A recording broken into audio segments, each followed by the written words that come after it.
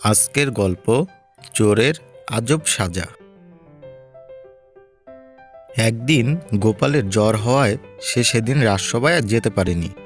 মহারাজ সভাসদদের নিয়ে নানা আলাপ আলোচনা করতে করতে হঠাৎ বললেন, আমার সবার মধ্যে এমন কি কেউ আছে যে গোপালের ঘর থেকে কিছু চুরি করে আনতে পারে?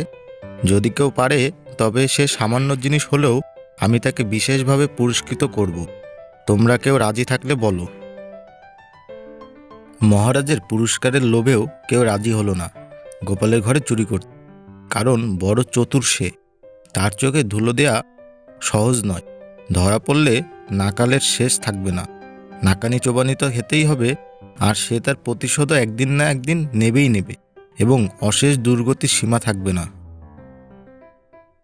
ভূপাল নামে একটি লোক পুরস্কারের লোভে সেদিন মধ্যরাতে গোপালের বাড়িতে সিট কেটে প্রবেশ করল।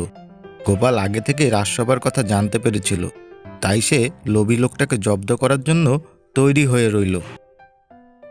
গোপালের ঘরের দেয়ালে শীত।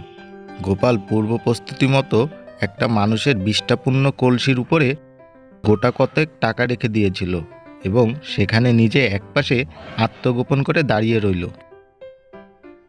লোকটি শীত কেটে যখন ঘরের মধ্যে মাথা গলিয়ে ঢুকে দেখল যে সামনেই একটা টাকা ভর্তি কলসি বসানো আছে, সে আর কাল বিলম্ব না করে তাই মাথায় তুলে নিয়ে মনের আনন্দে রাজবাড়ির দিকে এগোতে যেতেই গোপাল ঢিল ছুঁড়ে ব্রাহ্মণের মাথার কলসিটা ভেঙে দিল।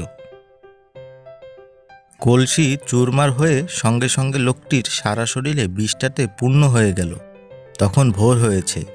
গোপাল বেরিয়ে বলল, কি বাবা, চুরি করা হলো? মহারাজ পরে গোপালের মুখে এসব কথা শুনে বেশ আনন্দিত হলেন। বন্ধুরা, ভিডিওটি যদি আপনাদের ভালো লেগে থাকে তাহলে অবশ্যই লাইক, কমেন্ট এবং সাবস্ক্রাইব করতে ভুলবেন না। ধন্যবাদ।